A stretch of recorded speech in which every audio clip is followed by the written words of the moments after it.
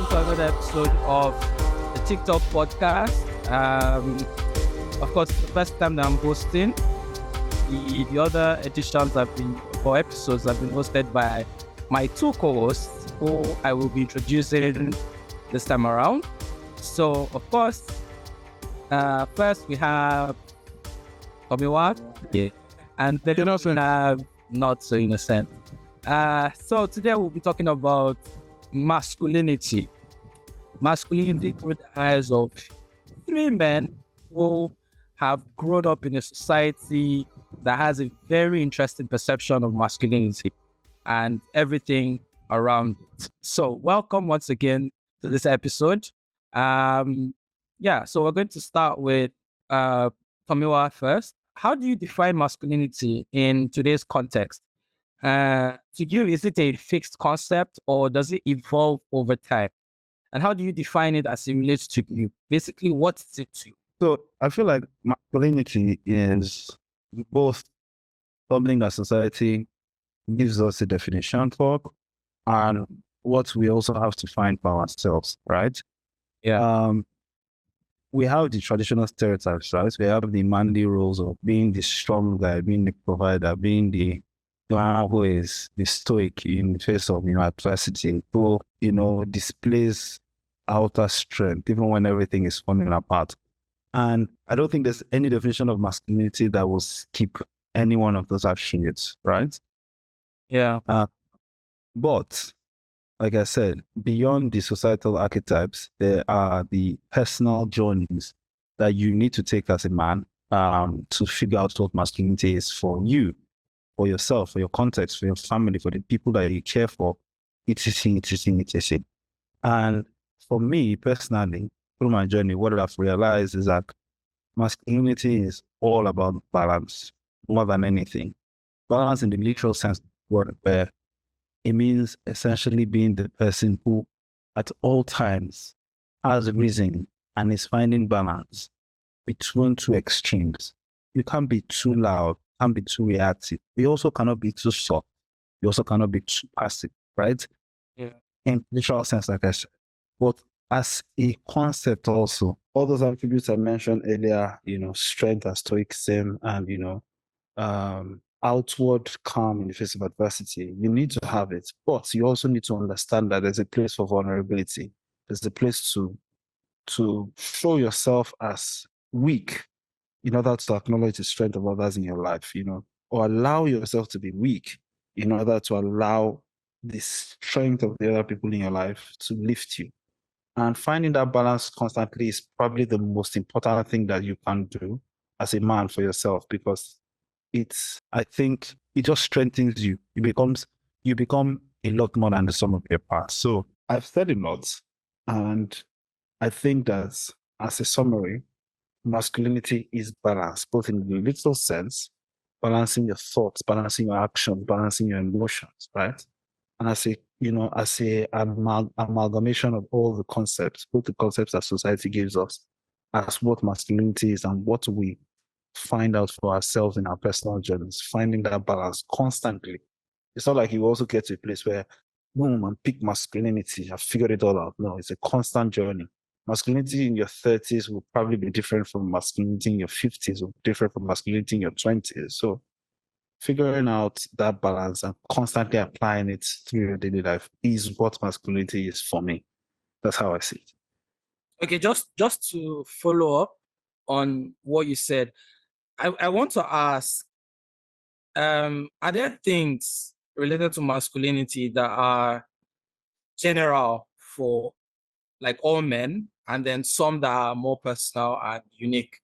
Is it that there are certain aspects of masculinity that are like standard? I would say Every man has I would say being the strong guy, being the provider, being the protector, being the authority in every context that you are put into. I think we are never going to really lose that as definitions of masculinity or as attributes that people associate with masculinity, regardless of context.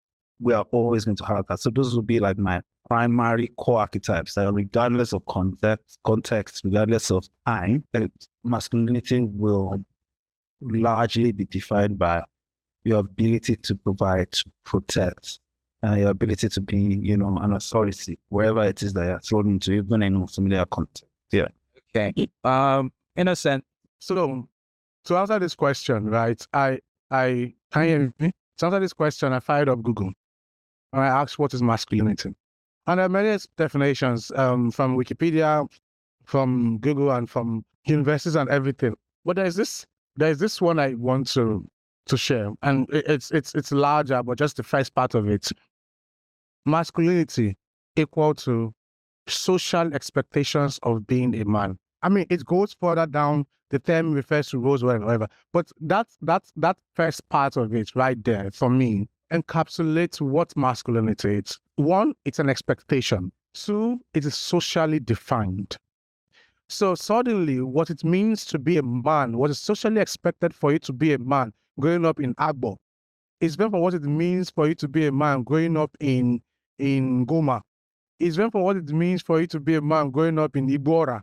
It's different from what it means for you to be a man growing up in Yaoundé. And it's different from what it means for you to be a man growing up in Dubai or in New York. Right?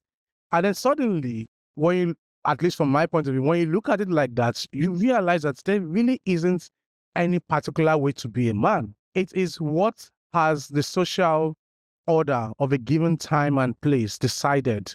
Because also remember, what it meant to be a man in the 70s or in the 17th century is never what it meant to be a man in the 20th century, right?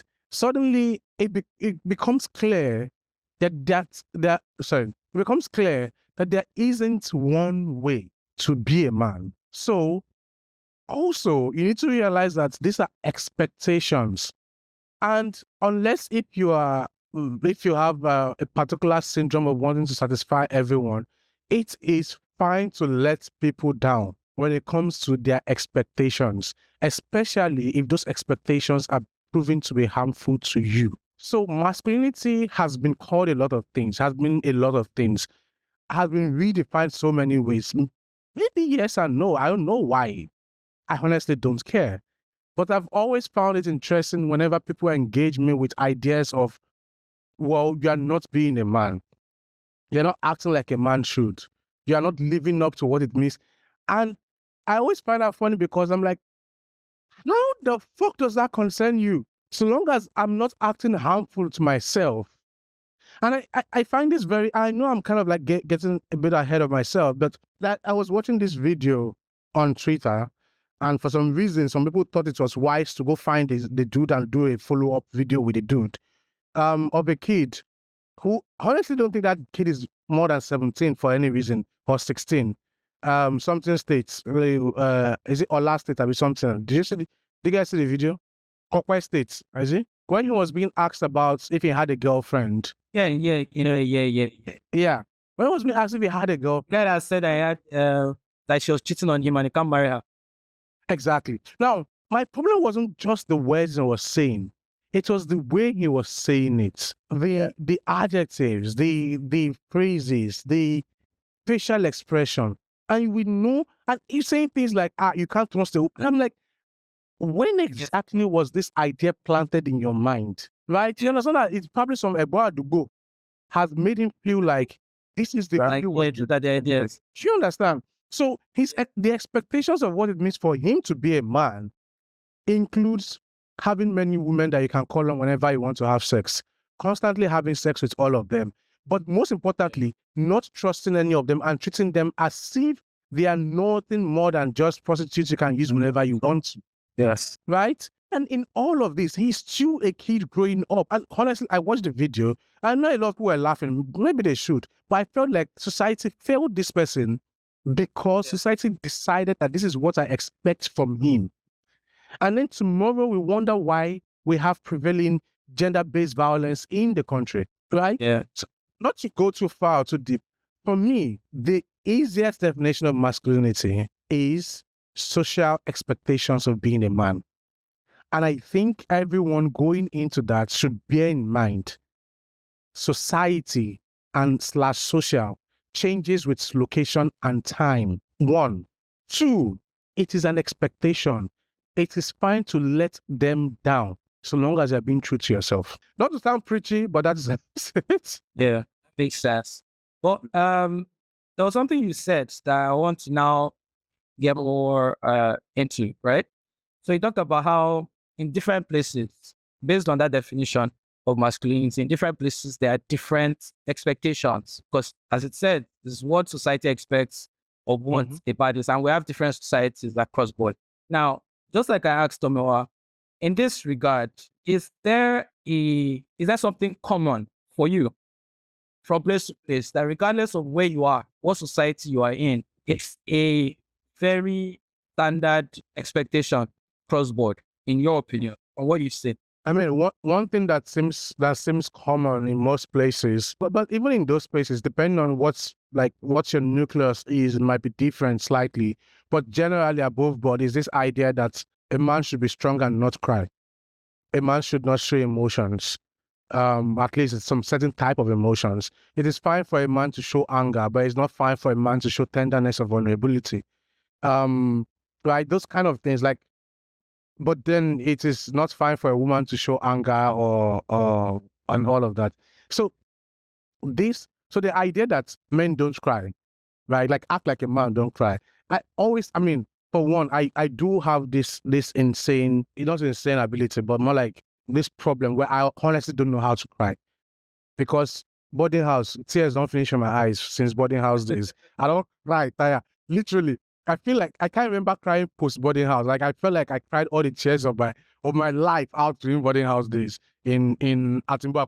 But that idea that, oh, it's not man-like to cry is one of those things that is prevalent in most cultures, in most societies. Let me not say cultures, right? You go from country to country, and then why is this person? Why is a man should be tough? What if I'm tired of being tough? I just want to survive. Do I have to be hardened? So that's one of those rather common ones about masculinity that I think it's overplayed, because I think if anything, it's harming society more than it's helping society. I don't want to classify it as a pushback, but essentially, you said something about two things actually. One is that masculinity is solely defined by the social context that's in, and okay, maybe you didn't use the word solely, but you implied it. And the second one being that not showing vulnerability was the one common thing. I mean, my point was that I remember I mentioned that men have always been providers, protectors. We're the people who always to war. We're the ones who have always done the dangerous jobs. And in that sense, I would say that, again, like I said, just being the provider, protector, authority in that sense has always been a core tenet of masculinity that has cut across cultures for thousands of years. I think easiest way to see how pervasive this kind of thinking is through the lens of some of the more popular religions that we have today that have spanned or have been practiced for thousands of years, and how they center manliness and masculinity almost as like a direct line to God in that sense, right?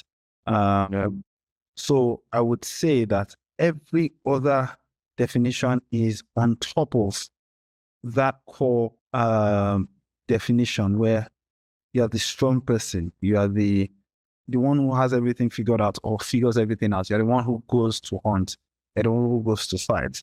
And many of the secondary definitions that we now are filtered through that lens. Right?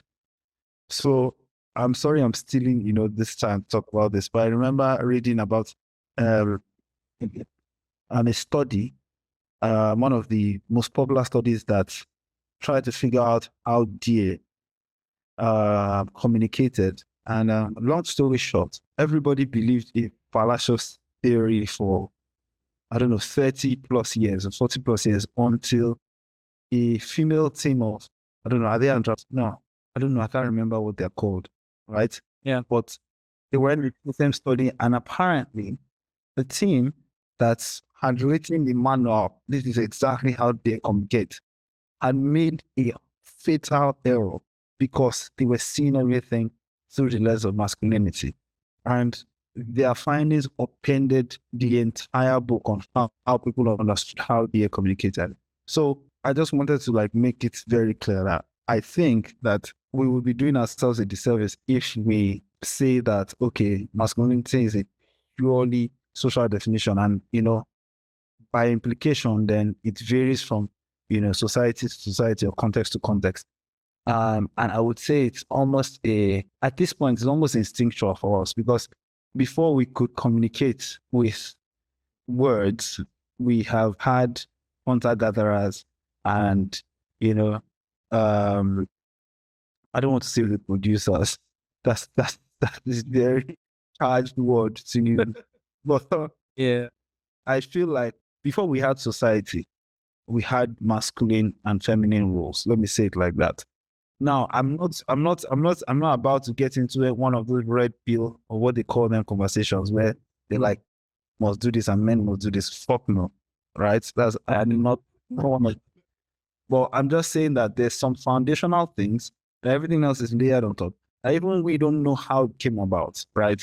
And I would have put it down to societal standards. Societal standards have played a big role, but they are not solely defined by that. But just a bit of not to flop this. So first off, I need to also clarify this for reasons.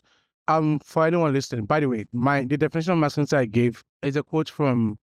Well, I took that quote directly from the National Democratic Institute. They have something called Men, Power, and Politics. Yeah, whatever. Anyway, that's one. But the other one, say, I actually disagree that there was masculinity and femininity before there was society. I think society, or an idea of society, involves gathering of any form of human. So, right? So long as there is more than one human there, exactly, that is a society already in that sense.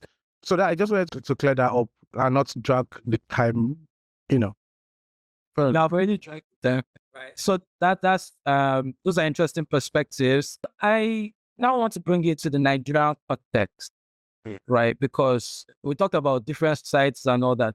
Well, we all grew up in Nigeria, and we all experienced the Nigerian version of that perception of masculinity. So, of course, I'll start with Tomowa now.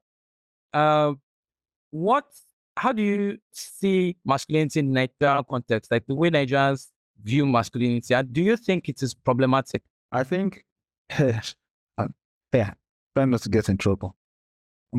So I think I'll just answer it very simply. This probably will be one of my shortest answers. I think that, like many things in Nigerian society, we have not evolved sufficiently far enough from our base desires. Let me frame it like that. So when I talk about the core tenets or the core definitions of masculinity, I might as well have been talking about Nigerian masculinity, right? And it has both good and bad connotations. For example, we still take our roles as providers, protectors very seriously. That's why the Nigerian man will never want his woman to pay for food when they go out, or whatever it is. That's not me. Out of innocence, you will never want to. You always want to be the one who, in fact, he will feel slighted when his woman is providing. In fact, I'm even using the word his woman or the phrase his woman. Yeah, exactly where I'm coming from. Where the woman you are attached to, or the person we are attached to, the woman that owns me is ready to proxy property of yours. Yes. Your yeah. So those are the last through really. Exactly. We haven't evolved far enough from those base desires. And like I said, they have good and they have bad connotations. And unfortunately, I think the bad way outweighs the good, right? Yeah. And the bad shows up in also many ways, right? Domestic violence is probably at an all-time high in Nigeria, even though most of it goes unreported. We have a police force that literally, and I kid you not, I wish I was joking, the police public relations officer of the Nigerian police force saw a clear case of child abuse and went online and said, oh, they're not going to arrest this person. They're just going to counsel him that that's what he needs, right? It shows in so many ways and so many aspects of our society. It is beyond harmful. It is horrendous, right? Uh, those are the more obvious facets of it. The less obvious facets, of course, are the emotional repression and the lack or the almost shameful way men who are or who choose to be vulnerable or who choose to be emotionally expressive are looked down on. If a man, displays or looks feminine in any way, is automatically less than, innocent, pointed to, the way they say once you are showing emotion, you're not, in Yoruba, they'll say, it's a very funny, we use it all the time, but it's rooted in nothing. You're doing like a woman. Essentially, you're less manly because, you choose to cry or you choose to not be strong. It's harmful in so many ways. So yeah, we haven't evolved past those base desires. And unfortunately, what it means is that it stimulates our development as men. It stimulates our ability to have healthy relationships. It stimulates our ability to be well-rounded individuals, right? To choose when to care and when not to care, to pick and choose our moments, to love and not to love, to allow ourselves to be hurt because we know that, okay, it is in the pursuit of something greater. Nah, you have to be shibokoni. You have to be strong. You have to, whether you can't cry, you can't be weak. I'll end on this note. Right? I'm saying all these things with conviction, obviously, because I'm a Nigerian man and I have cycled through a lot of these things I'm talking about. Thankfully, I'm a lot better than I was 10 years ago or 5 years ago. And a very clear example of it that we see every day, what Nigerian manliness or masculinity means, is how easy it is for the average Nigerian man to look down on a woman who is watching a drama. And he goes, No, I was coming to that. While you're watching their film, you're crying when they're dancing. Oh, no. Perfect. You're just entering exactly where I was going. But Arsenal were playing Manchester United yesterday, and Sylvia was shaking on my seat. And my wife was, she almost switched up the TV. She was like, no, you're not going to. I was getting spasms, right? Yeah. And I couldn't control it. So what emotional expression is in K-drama or Indian film that you're not doing every time Manchester United gets slumped? That's not at Old Trafford. My dear friends, me, I abuse everyone. I am if it's K-drama, if it's Nollywood, if anything that is making you, I don't care if you're a man or I am an equal. I abuse everyone. You better. I see. One is not putting. This thing you just brought up. This thing just very, very, very key. Because on the one hand, first of all, men think that they are not emotional. Or a lot of men think that they're not emotional because they're not showing emotion in the more obvious things. But jealousy is an emotion. But jealousy Clinton is an emotion. Yeah. Clinton, not just jealousy. I think here's the thing. I find that what they've done is people have redefined which emotions a man is to show and which emotion a woman is to show. It's that. Jealousy, yes. Wait, when it comes to jealousy, they might still say, oh, but when it comes to rage and anger, they'll be like, well, men will be men, boys should be boys. It's manly. Yeah. Anger is an emotion. It's probably one of the most dangerous of them all because it burns. And the things you end up finding yourself doing that same jealous that we're talking about. Do you understand? The things you find yourself doing when angry can have far-reaching repercussion.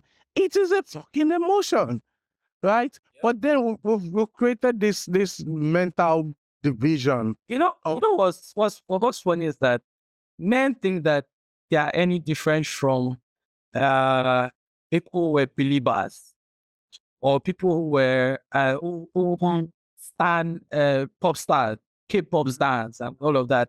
My guy, you argue Messi as a Messi stan 12 hours a day. Anywhere you see Messi mentioned, you want to fight. You are insulting people over that. So, wait. Let's clear something up. Me, I'm different from all of those people. We've heard. But the general point is that somehow people who stand footballers and athletes think they are different from people who stand pop stars. You think they are superior? They think they are superior. And it's weird because the same things that you shame. Now, here's the thing. I love Bollywood, right? And so I'm going to speak from my experience as a Bollywooder. I love Bollywood. I love the costuming. I'm very unapologetic about it. I love the singing, the dancing. I have a whole playlist of Bollywood songs from movies that I love. I've gotten into K-drama as well. In fact, I knew I was going to get into it. It's just I've not really had time to really go as deep as I wanted to. And I never really understood it, why it was a problem. So I would say I like Bollywood, right? And next thing is, funny thing, even women do this to me sometimes. When I say I love Bollywood movies, they're like, why would a man like Bollywood movies? Excuse me, it's a movie. There are men inside that are acting the thing. They're dancing inside. Men are dancing inside with the women, and the stories are like, I'm getting to the stories, especially period drama. I like the stories. I like the costuming. I've always liked films since I was a kid. I like set design. I like all of that stuff. It's art. Why can't I appreciate it just because there's this idea of it being feminine? The most interesting thing I saw was my baba many years ago. This was like 2016, 2017. Now, he's dead now, unfortunately. Rest in peace to him. But at the time, he had his barber shop and he always had SeaWorld on it. His wife loved SeaWorld. He loved SeaWorld like crazy. And they had these shows they used to watch. And his wife's friends used to come to the shop and say, oh, what happened today? And they would be gisting them in front of everybody. This was headborn in the streets. And I found that very fascinating because he obviously enjoyed it. And it was a bonding activity with his wife. And it wasn't just that he was doing it because, it was that he actually enjoyed it. And there are people who were looking at him weird, like, bros, as macho as you are, why are you going to like SeaWorld? But I'm sorry, you can't change. If you put SeaWorld, you are going to watch SeaWorld because you're enjoying it. And I just found that very, very fascinating. But growing up in this society, they tell you, how can you as a man like this kind of thing? And also going to the Nigerian perception of masculinity. So when I lost my brother many, many years ago, so I have older sisters, right? And people who were coming to do condolence, oh, sorry. Then they would come to me and say, you cannot afford to cry. You are the man now. If you are crying, what do you expect your sister and your mom to do? And I was looking at them like, they are older than me. Why does it have to be? Like, my sister is literally 4 years older than me. Why am I the problem? Like, why do I have to hold my emotions in? And unfortunately, that had repercussions for me because I did have to, I got to the point where I accepted all of that, even though it was annoying that we're saying it. I accepted all of that and bottled up a lot of my emotions, a lot of things I was feeling at the time. Also, over the years, I started to feel it because it was like my emotional side was eroding because I had locked too much in my chest and buried too much instead of expressing at the time that I was supposed to. And these are like consequences of kind of dangerous ideas I'm carrying. Like, what is wrong with a guy who just lost his brother? Cry. Let him cry. Let him feel all the emotions. There was one particular point where I actually cried in front of everybody. And it was when my brother's friend came. And as soon as he came, there was this knowing feeling, like this familiar feeling that we just both had in that moment. And we just started crying in front of everybody, like we were weeping, and that letting that out was very, very helpful. Because honestly, if you bottle up things because I'm supposed to be a man, I'm sorry for it. And I tell people all the time, when I'm outside, right? Okay, sometimes you have to comport and all of that. But why would I go and comporting myself outside? I'll now come home and I'll be forming Rambo again. Please cuddle me and make me feel small. It's fine. Let me be a child at home with like my partner or whatever. But why would you come in to your lover, the person you can be most vulnerable with? So, And then you still take a chance. So what to me? But anyway, let's move on quickly. So, in a sense, Now, we've seen that, of course, there are many problematic ideas of what masculinity should be and what men should be like in our society. Now, how do you think we can correct these issues? And is this something that we should correct on an individual basis? Like everybody define your masculinity, and eventually, if everybody is defining their own, it will somehow fix itself. Or is this something that we have to do as a collective? Maybe have male spaces where we can talk about this. Is like what we're doing now. Talk about these issues, and come up with ideas for navigating that. Let's burn it all down. And I don't know. Yeah, like anarchist was an applicable, appropriate description for you. So here is the response from the cynical part of me. You won't change that, not on a large scale. So long as there are humans in every space, in every distance, there would always be some of these ideas. For some reason, it seems like humans really gravitate towards the worst versions of ourselves, because for some reason, we think that those versions protect us the most. For some reason, we think being the better version of ourselves leaves us vulnerable, and being vulnerable is a weakness. And I don't agree that vulnerability is a weakness. But because that particular idea holds in society will always gravitate back towards these worst versions of these definitions. However, I don't think that because my cynical part, the realist in me knows that it is possible by holding spaces and by creating, by actually being a better Egbadugo is the best thing. There was a day I was walking. I think I had some friends, some ladies, friends of mine. They were at my place in Bariga. I can't remember why. But then when they were leaving, they asked that I escort them out because it's Bariga. Like, men act like weird. Those men, they act, you know what I mean. And one, I know for certain, if those men actually want to start anything while I'm working with them, I can't do shit. Oh man, no, they will beat the shit out of me, right? But I also know that by being present with them there, the men would have this sense of, well, they are with someone. Do you understand? And especially because they are guys from the area and they know I live in the area, then there is that likelihood of them leaving us alone. But that's even the point. When I was coming back, I saw a rather young guy, teenager, amongst those dudes, dog whistling someone, a woman. And I couldn't do anything about it. Because if I did, in that space, Temi Bami. Yeah. But he was doing with all confidence of support from those men he was standing with. Yeah. And I thought to myself, tomorrow we'll go on Twitter and we'll write about how we need to change our society, how we need to attack the rape culture and all of this and all of that. This kid is not on Twitter. He's not going to ever see this. And this kid is actually majority. Yeah. The places we need to get those messages to are those Egbadugo. They have to be better. Because we don't know how impactful those Egbadugo again. Sorry, I'm saying that in Yoruba, but that's the only way I can say it. Right, dude? No way. Right, those neighborhood, those men from like those senior men, exactly, senior men of the area, in the areas, right? They hold so much sway over the younger ones. Development of the younger. Yeah. I think back right now, actually, if I think back at my earlier days in Djibouti, right? Bengene, Timoni, all of these people, right? They actually held a lot of sway over what people did, those kids did. I had a bit of an escape because I would be there, I'll be out of there. I'll be back in Ife for school. I'll be back home. But I had a variety of experiences. But a lot of the kids who were born and bred in that neighborhood grew up knowing nothing but them.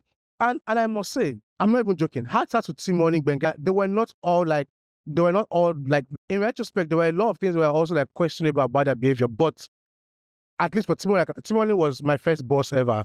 I worked with him as a radionic assistant. If you don't know what radionic is, I can't help you. And also, I was with him in his ball house and his game house, right? Timoni was very clear when it came to, when it comes to like, someone you should learn how not to misuse money and still be Jai guy. Timoni was hardworking. I just mentioned he was a radionic, he had a ball house, and that ball house also had a game house. At that same time, he had a fish farm. You get like it was very, very. You will see Timoni on Bobby, yes, he does, yes, but you would never see him slacking on work, right? So there were those good attributes about those people. But if I go out of that neighborhood to my other neighbors, like when I was in Bariga, I could hardly see anything good about these people. Right? And I knew that the younger ones are very much impressionable. They will look up to these dudes. They will do what they ask them to do. So honestly, beyond burning it all down, the place where we need to make the most impact is in those neighborhood bros. Because how? My God. Because you just talked about them. Yes. You just talked about them and how you couldn't even have a voice. I can't say something because what happened is see, here's why I think. If I'm to give a how, it passed me, but here's why I also know. And I know this because I lived in Bariga for years, right? And my time in Bariga for years, I had a lot of one-on-one conversation with a number of them.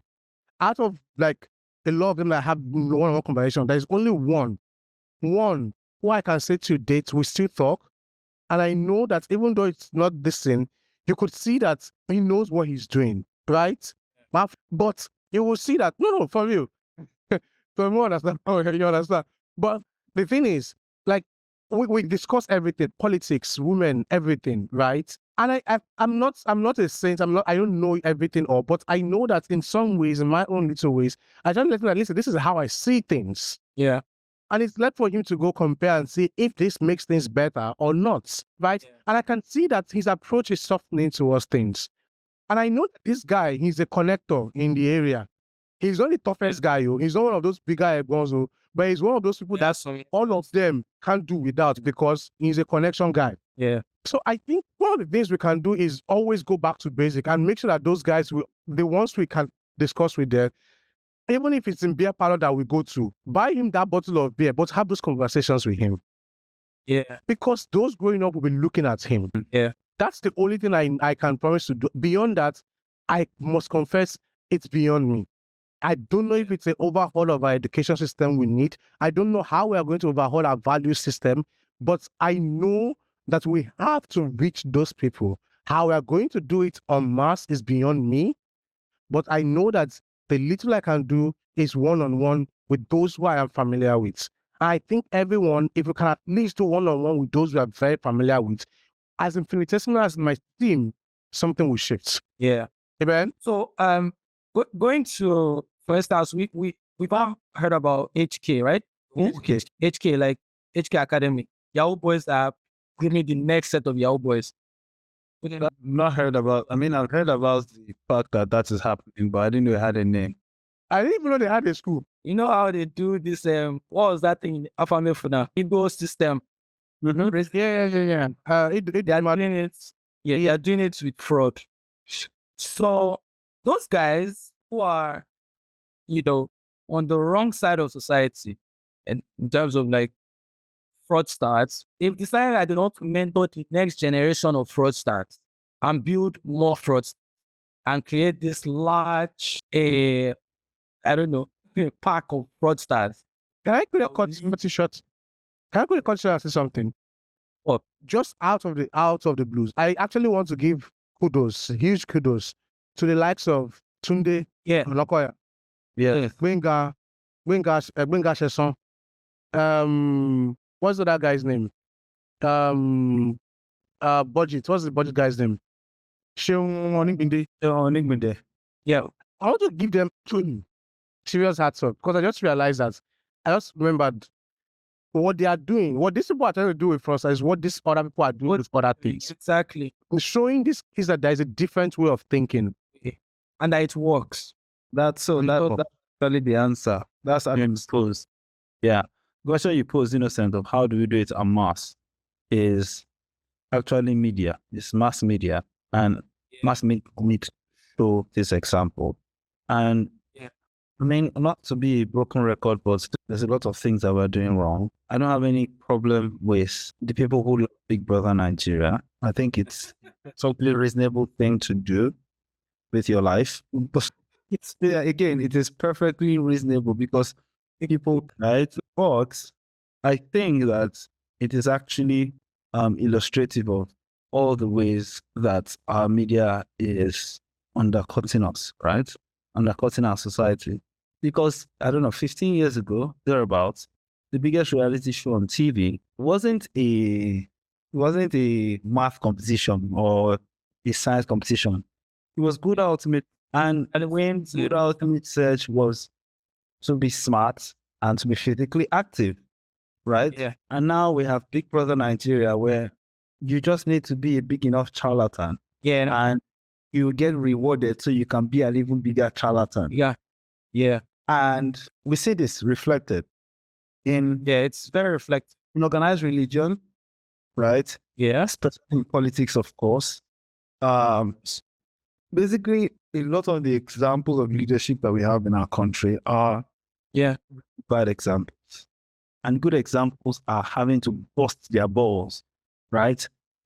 To basically sacrifice themselves to keep doing that. And the first opportunity, the first mistake they make, they pull them down really hard. And it has to be a concerted effort. We have to, as a people. There's no reason why Tunde should be doing his chess marathon.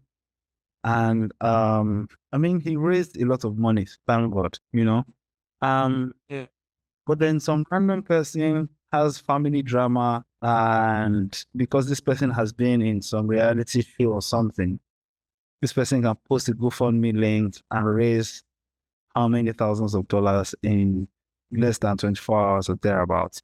And the people who are doing stuff that is actually adding to society are having to bust their balls and then show evidence and come back and justify and explain just to get that money out of our pocket. So we have bad examples, and we're rewarding those bad examples to it. I think society is always a reflection of what they reward. And if you see politicians that get away with, the worst things, you see fraudsters being celebrated because there's money, you see all of that.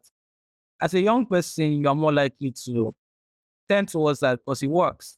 So, like you said, what Tunde is doing is showing that this other side works, that you can actually change the world or change your life or change your fortunes, everything, your situation by going in this direction. And I just thought about something that I always say, right? I'll ask, how did you find out about sex in your formative years? What did you learn about sex from? Eminem answered that question already. The first ideas of sex. Eminem has answered that question already in his music. Is expatiate for people who don't listen to Eminem. Oh, no, I thought, well, go on. I'll try and look for the exact lyrics how he said it. So That's a very interesting question. because when you think about it, it was probably, did you go to boarding school? Or what? I didn't actually. I went to this. Okay. Me, I went to both anyway. And I know that it was the older boys that used to talk about sex. And they knew nothing about it. But they had problematic ideas of what it was. Things like, oh, if she's saying no, it means try harder, she's playing hard to get.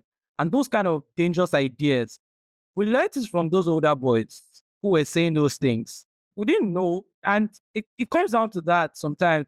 Like someone's problematic ideas. Like he was talking about that boy that was like, oh, cannot marry his girlfriend because she cheats and all of that. Well, he just wants to use that for sex and all that. Where is he getting his ideas from? Like you said, it's the acquired to goes. They're the ones saying these things.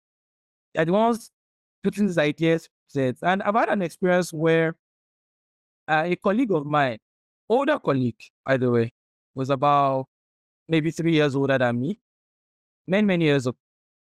He said something, the office, we're just together. Luckily for him, we were together. And he said something. It was a very problematic idea of, sex and all of that. And I stopped him there. And I was very grateful, first of all, that he didn't say it in front of more people, especially the women, because they wouldn't have given him grace. They wouldn't have seen what I saw that made me give him grace. He was someone who was just parroting dangerous ideas that he had learned, which he should have let go of by that point in his life, to be fair, because he was like 27 at the time. But he still lived with those people. in the area. He was still, in those areas where those things were like the norm. So that influence had not left him. And he just said it. And I could tell, there's times when you can tell when this person is a lost cause and this person is someone that is teachable. And maybe he just doesn't know better.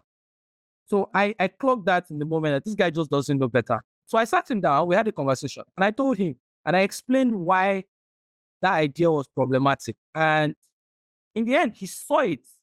And I was like, oh, he had never actually thought about it. Just thought that he was growing up in slums and everything. And that's what they always say. And he just said it.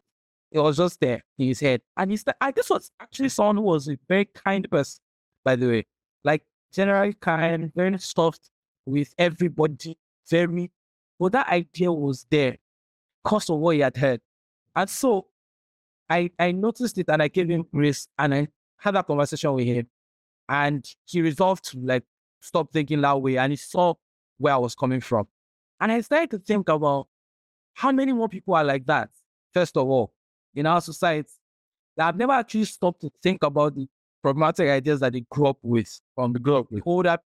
And they've not also had people around them who would now say, this idea that you're carrying is very dangerous and it's wrong. Do better. And this guy has younger siblings, younger brothers and the same things too. Learn the same things. You get.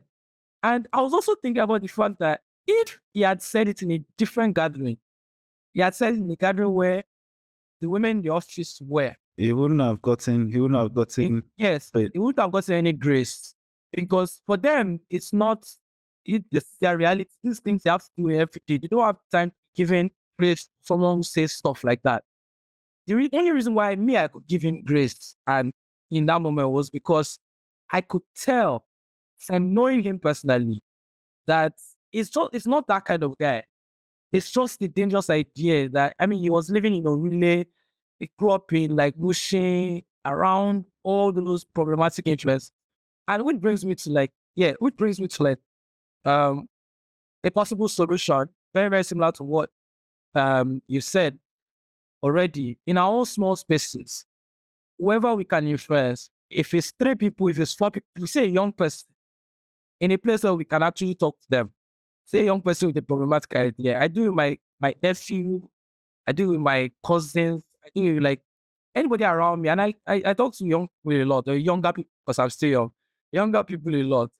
Old man like you. And I'm always looking out for those things and trying to be a good influence also, not just in what I say to them, but how I live, and the examples I set, in the things I say. I'm very deliberate about it.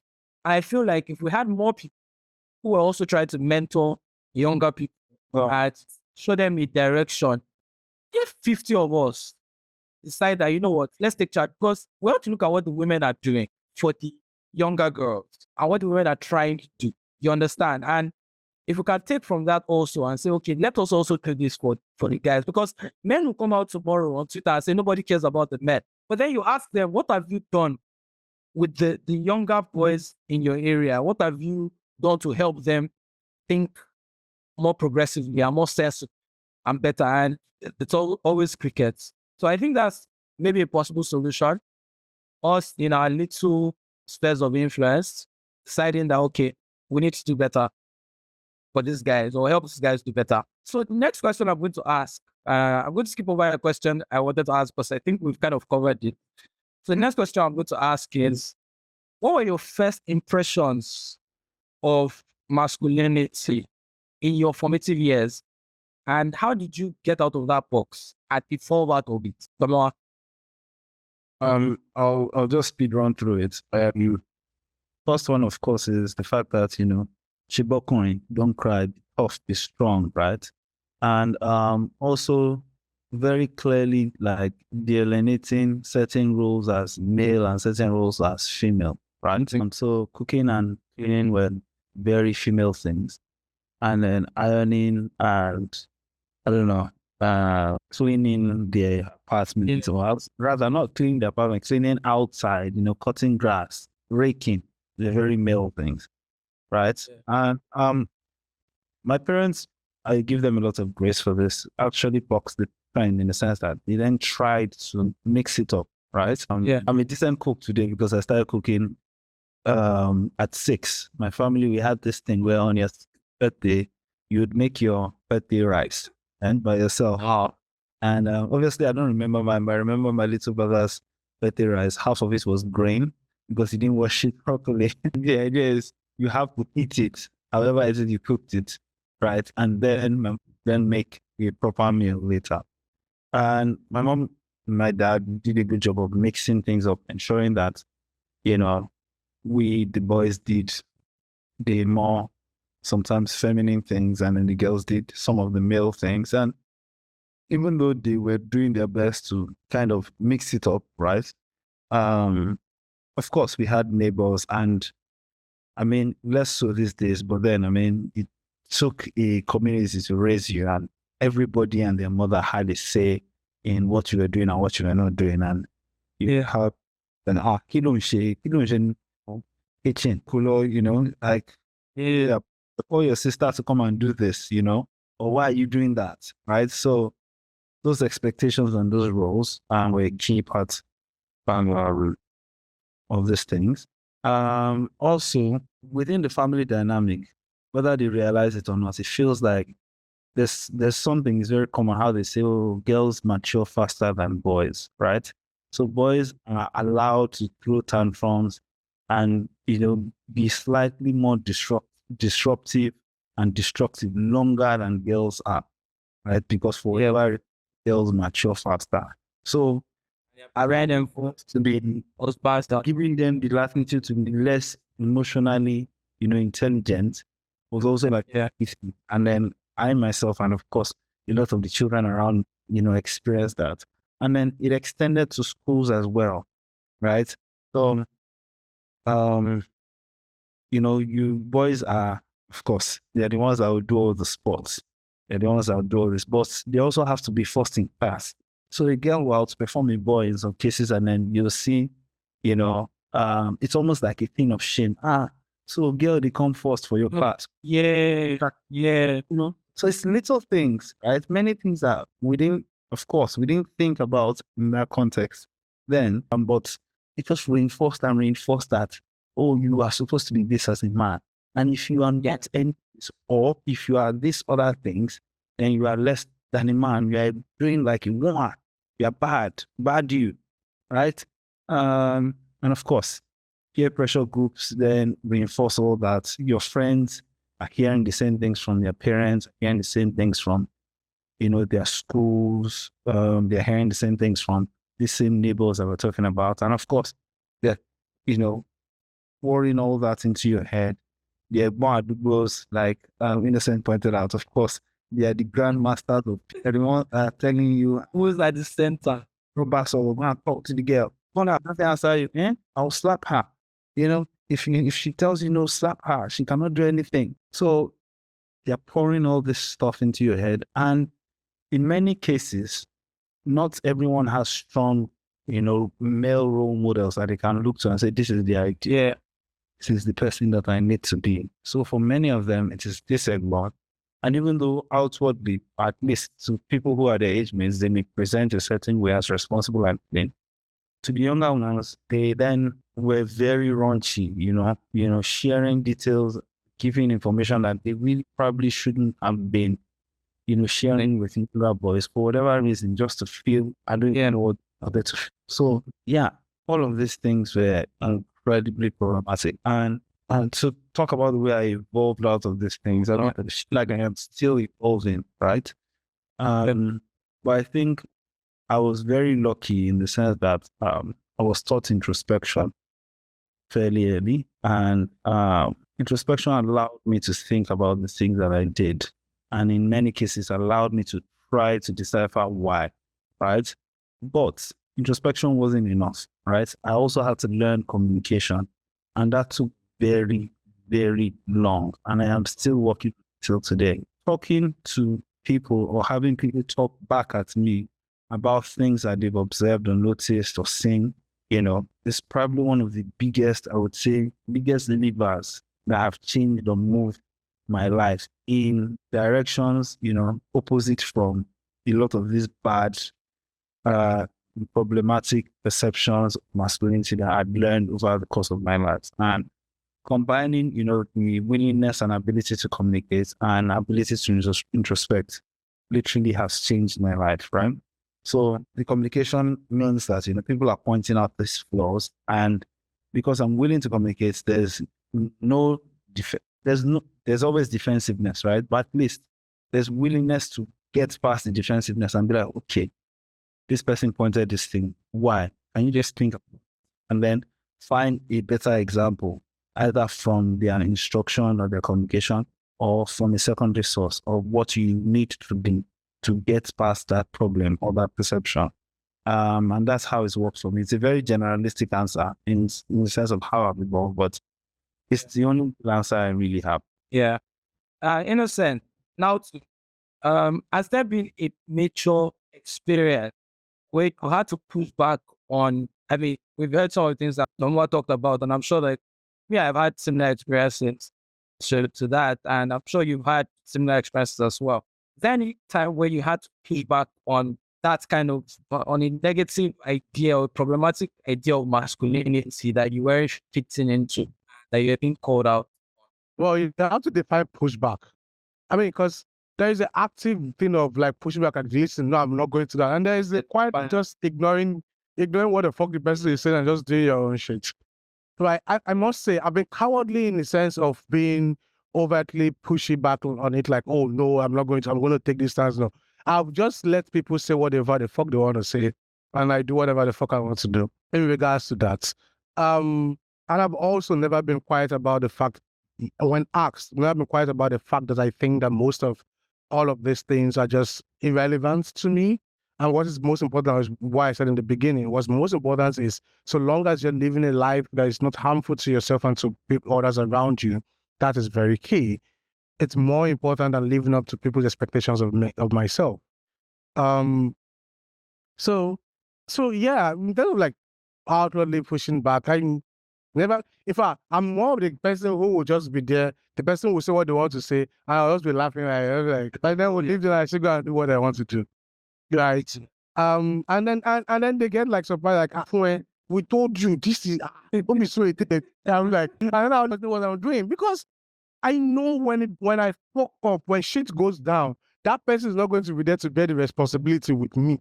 Right? So I have to live how is best suited for me, my community, and my ambitions. Not because someone somewhere told me that in 1970 this is how men behaved and I'm not living up to it. So what if I'm not living up to it? At my age, my father almost born picking finish. So yeah, good answer. So I wanted to ask about toxic masculinity, but I think that we're very defined. Yeah. One way or the other, we've already talked about what toxic, but that happens to me sometimes. It's not toxic masculinity. Yeah, people who ask instead of asking, or who ask instead of asking. I'm not doing something. So I think we've already defined that. But now let's look at the other side of it. Let's flip it, right? What is positive masculinity like? What are the healthy expressions of masculinity that you think that everybody, every man, anywhere should be looking to tap into, regardless of how they define their masculinity? I'm going to let Tomal go first on this because I have a strong feeling I'm going to disagree with what he's going to say. But Tomal, go on. Yeah, okay. Again, this is one of those things where I'll give like an all over the place reply because there's no one right answer. I just think more than anything, what I said earlier about constantly evolving and constantly growing is very key as an indicator of positive masculinity, because one of the biggest core tenets of toxic masculinity, as we have defined it without defining it, is that the man has to be the authority. And that tends to imply that he has to have everything figured out, which then tends to imply that he cannot be wrong, right? So the vulnerability to understand that you don't have everything figured out, but the confidence and the authority to understand that you have to have everything figured out, especially when your responsibilities thrust on you. And the willingness to take both feedback and counsel but still have conviction in your thoughts and in your actions for whatever reason. And the willingness to then, when you make mistakes, take corrective feedback and improve on it. I think it cuts across whatever it is that we can refer to as positive masculinity, because I can say, oh, you know what, show that you're emotionally intelligent, show that, you'll be educating other people and, tell them that, oh, this is how to be and this is not how to be. Become a role model to ensure that everybody looks at you and understands that this is who a man is, and understanding that all those things are not wrong.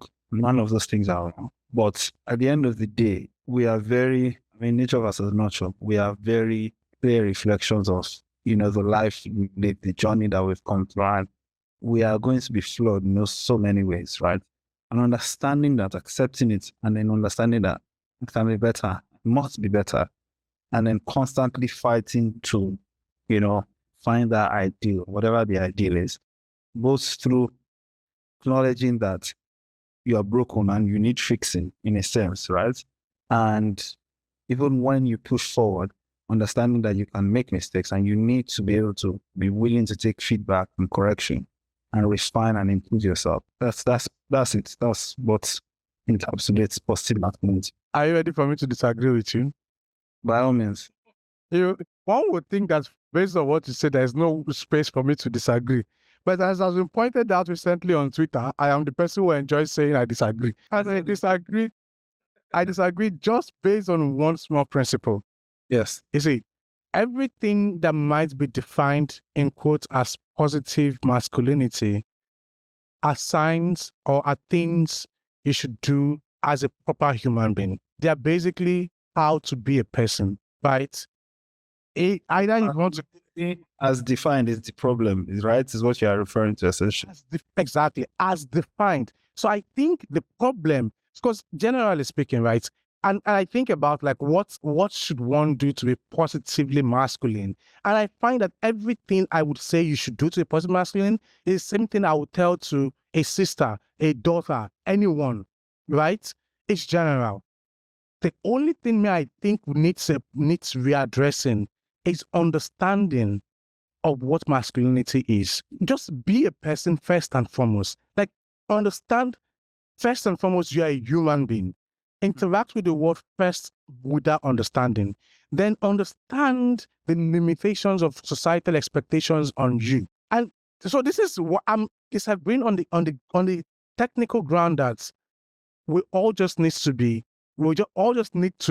better human beings to ourselves, to our societies, to people around us, to our neighbors, to our parents, to our friends, and all of this. We need to have a collective sense of understanding that our actions ripple across time and space. That a throwaway line we say to a kid now might have deep repercussion years to come.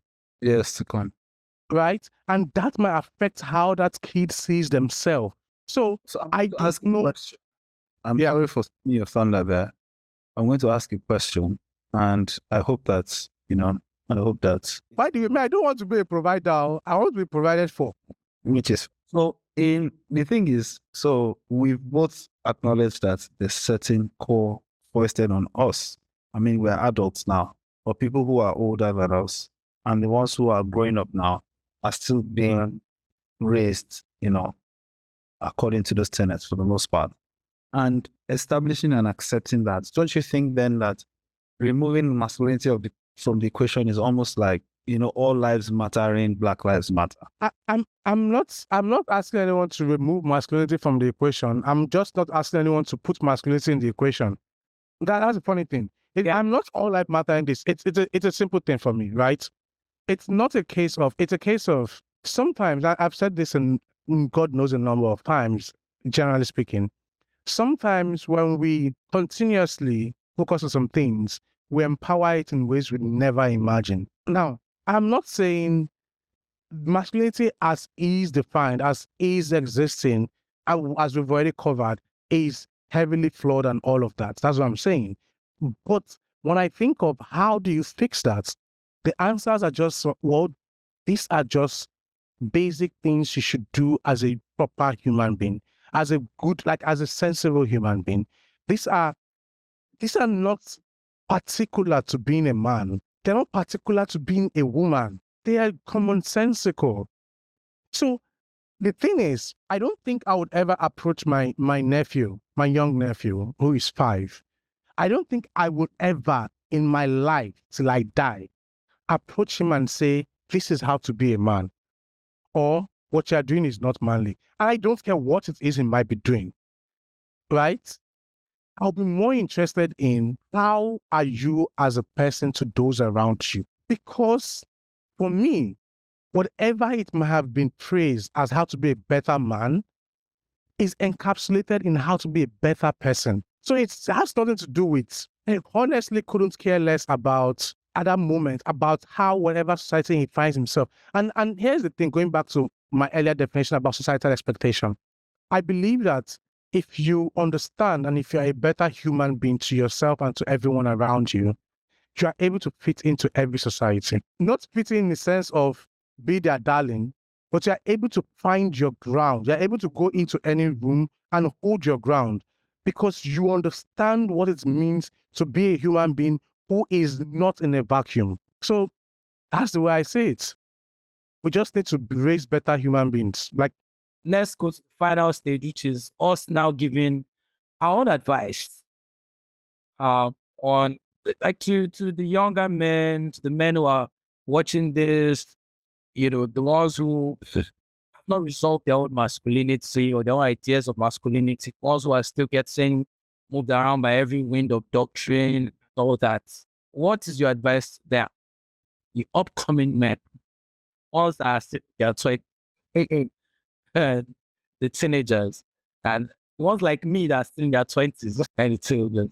So I'm actually going to lean very heavily on Innocent's point around, just finding ways to be a decent person, right? So evolving passive masculinity also means just choosing to be decent, right?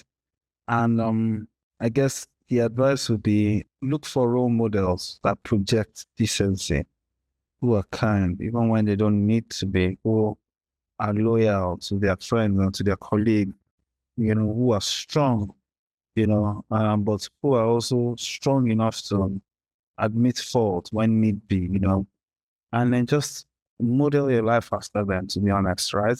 And take feedback, extremely important. Allow people to correct you when you're wrong, right? Or when you do things or when you make decisions, do it with 100% conviction, right? It's very important. I like using that term because it feels like in trying to counter toxic masculinity, society is then trying to breed men that are wishy-washy. That I do this today. Okay, somebody said I should do this or I should not do this. So tomorrow I'm taking this position. Next tomorrow, someone told me take another position. No. The way I define my decision-making tree or my ethos in a sense is I have very strong opinions, but they are weakly held. Strong opinions, weakly held. Why do Yeah, I said it before on this podcast. It's like I remember to do what now? That's it. That's it. Is that it? Oh, chill down, man. Used to be you and have complete conviction, but also understand that when the time for change comes, after introspection, after feedback, after reflecting, make the change, and then again, have complete conviction. There's nothing that a man should do in life. There's nothing anyone should do in life, well, if I'm being honest. But there's nothing that you should do in life that you shouldn't have at least the fundamental understanding of why you are doing this. It needs to be their conviction, right? An understanding of all these things, and right? And decency, more than anything, needs to be the watchword, not religiosity. The day we talk about religion, we're going to break up this thing. Not religiosity, not the appearance of it, but clear decency. Choose yourself as much as you can, but be decent as much as you can. Word. Why is this thing shadowing behind him? It is Mark West. rubbish words people are using. Listen. Listen. Need to up all of that. You've used it up. See, my own is simple. Do not be an upper state abuse or last state. That is it. But also, there will be times in your life when you make decisions or you take hard stands, you take stances and you do things. Remember to ask yourself, why the fuck am I doing this actually? Am I doing this because it is beneficial in any sensible way? Am I doing this because it's actually sensible? Or am I doing this because somehow, somewhere, it has been planted in my head that this is what I have to do? Regardless of if it hurts on or harms me or the people around me, this is what I am expected to do. Ask yourself the question and come out from the other side. I'm not saying people who ask themselves these questions won't still go ahead and do that shit. But at least I think the more we ask, exactly. The more we ask ourselves those questions, the less likely it is for us to behave like Nanamu and dum-dums. And if we are going to behave like dum-dums, we do it with understanding of why. And yes, I believe in conviction, like your choice, the things you choose to stand for, define the things you've chosen to stand against. So if you're going to do anything, know exactly what you're doing, why you're doing it, how you're doing it, and what influences are leading you to do those things. I'm not saying that things you do in life are not, all of the things are not influenced one way or the other, but at least know the source of the influence, and is this an influence I want to be proud of in my life? And once again, I'm painfully aware that most of the people who are harmfully perpetrating some of these stereotypes are not online. I'm not going to hear this. But at least for those who are online, who could go back home and at least help one person, ask yourself, why are you doing the things you're doing generally? Are you benefiting anyone, your community in any way? And can you actually make the world a better place? We really don't need, maybe we do, but we really don't need the largest of all movements to make things move.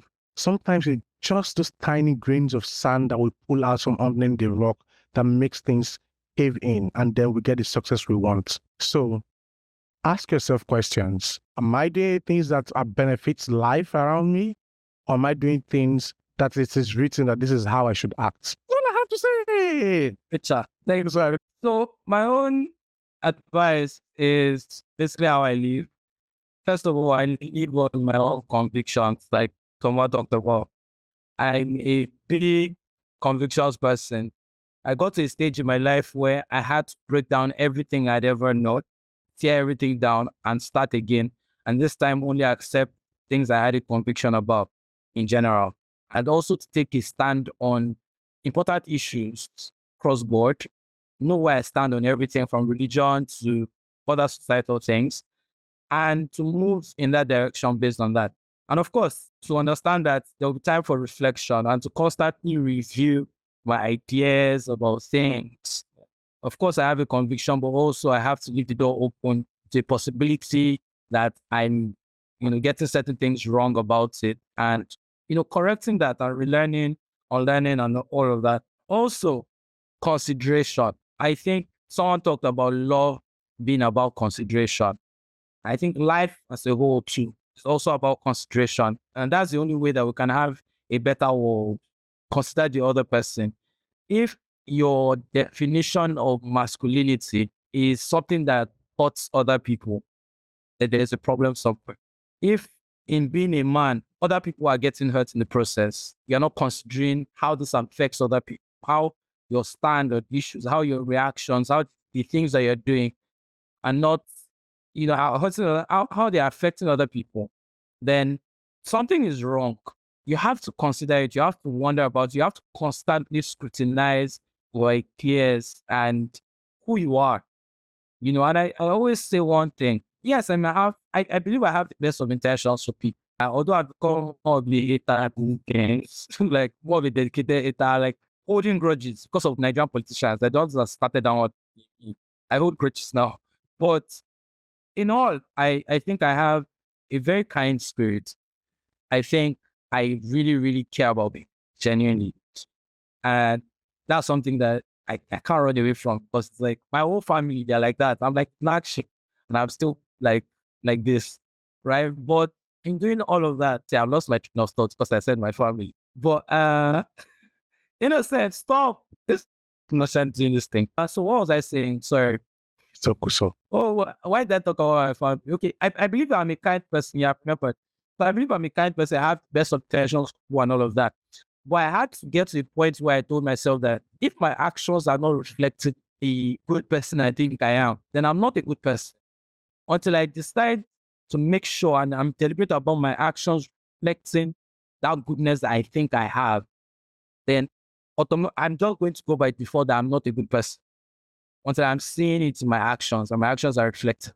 As they say, the road to get with good intentions. So it's not about, oh, my intention was this. If my actions aren't reflecting it, then who am I kidding, right? I think that all the young people out there that, are looking at going far in life and just being better people in general, they need to think about things like this, concentration, how who they are reflects cross-board, how their actions reflect and what their actions look like.